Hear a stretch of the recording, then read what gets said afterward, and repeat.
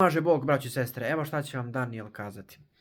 Ćao drugari, samo da se javim još jednom prilikom, ovako krenuo sam kući pošto radim ujutru ja i Marko, malo je već kasno, samo sam ukratko teo, izvinite da vam kažem, Marko je mnogo dobar, pošten čovek, radan, odan prijatelj, znači nema kome nije u životu pomogao i bilo šta, dok svi drugi okolo njega, znači u njegovoj blizini, rade mu jednostavno, kako bi vam o glavi, kopaju mu... Iza leđa. Iza leđa, jeste, izmišljaju raznorazne priče da je on nešto radio u životu, što to istina nije ni malo, ljudi, ni malo, a kamoli.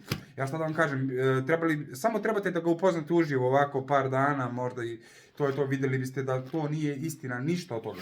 Znači, ni malo, verujte mi. Pa ne bih ja bio tu da je sve to istina, na primjer. Mi smo braća u Hristu. Dođite, posetite ga, verujte mi da je drug, Lavčine, drugar je veliki.